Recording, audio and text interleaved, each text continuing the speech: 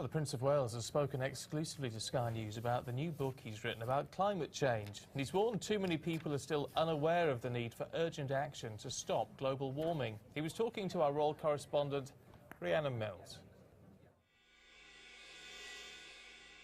Our planet is warming. According to the Met Office, 2016 has been the warmest year on record. We must stop deforestation, protect natural forests, and restore some of those that have been lost once extreme weather conditions are starting to become normal. They are messages we've heard from him many times before. Prince Charles demanding we all act now if we're to tackle climate change. Is this really the future we want our children and grandchildren to live through? This is his latest solution, a simple new Ladybird book given exclusively to Sky News ahead of its release this week. We sat down with the Prince to find out what he hopes it will achieve. There is still a great deal to do on this very pressing issue, including in relation to public awareness. It does rather seem to me that many people are still unsure about climate change in terms of what is really causing it, how urgent it is that we take action, why we must do that, and what might be the consequences if we don't act right away. The front cover may show a picture of flooding here in the UK, but he clearly realises this remains a pressing international issue. So why write a book like this? I suppose in the end, the main message is about the need to act to avoid potentially devastating consequences later on, and not only for our sakes, but for those of our children and grandchildren.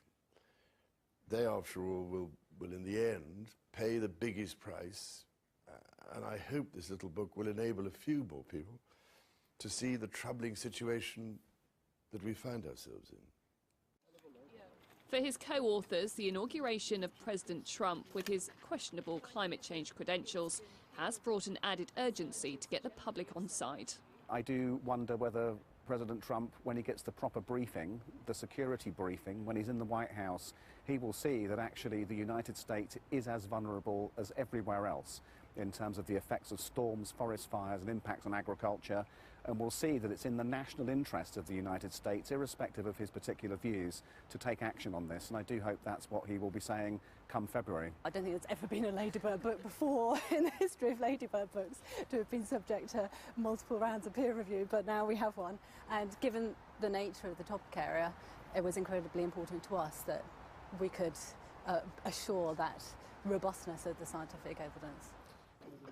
While not short of supporters, Charles will always face criticism for wading into what some think is still a controversial issue that at times verges on the political. As a future king and the constraints that may bring, he clearly feels this is an issue on which he must act now. The trouble is, as always, you never quite know which lens to look down. Exactly. Rhiannon Mills, Sky News.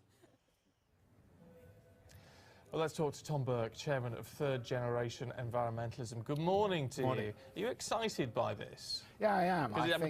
Because it is this sort of slightly new idea of the Prince doing this? I think that's right. I mean, the duty of a constitutional monarch in Britain is to advise, warn and encourage. And that's exactly what he's doing with this book. He's advising us about a problem we really need to pay attention to.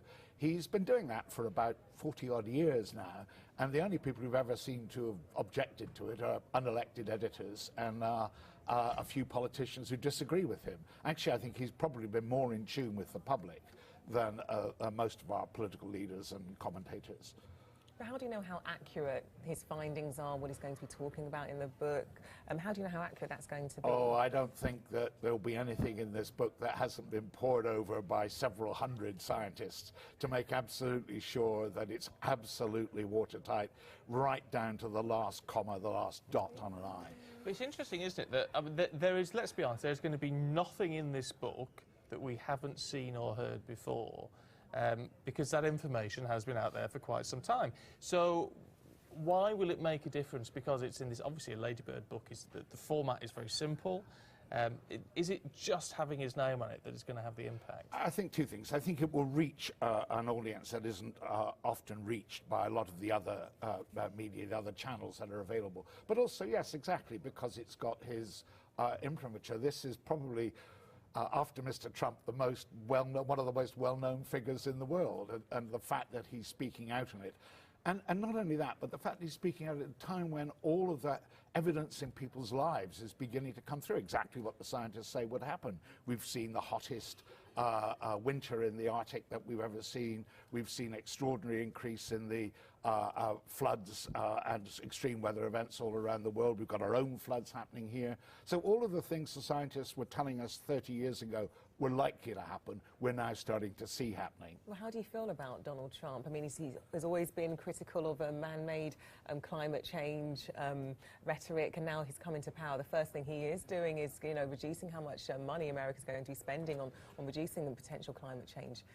I agree with that. He's not in a reality TV show. He's in the real world. And in the real world, the climate's not going to pay any attention to what Mr. Trump thinks. What I am more concerned about is the fact that, one, this creates an enormous opportunity for the Chinese to fill the space left by the Americans and therefore to build support for what is a country that you want to be careful about.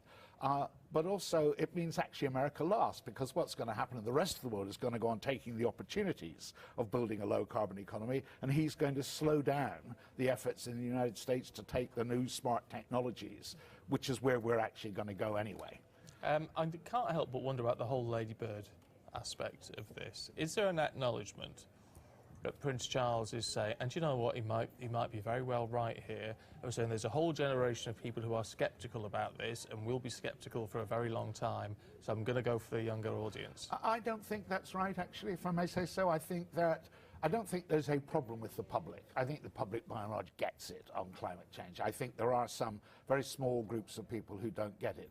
The public is a bit less alert to what it should do, and it's looking for governments to do more than they're doing, to give a lead, as it were. But I think more Ladybird will reach an audience of people who don't spend a lot of time looking at news channels, don't spend a lot of time reading the newspapers, but actually will use the book, partly because it is a Ladybird, but will be using it with their kids. Okay, Tom, great to talk to you this morning. Thank you. Enjoyed the launch on Thursday. That'll be quite an interesting event to be at, I'm sure. Yeah, thank you.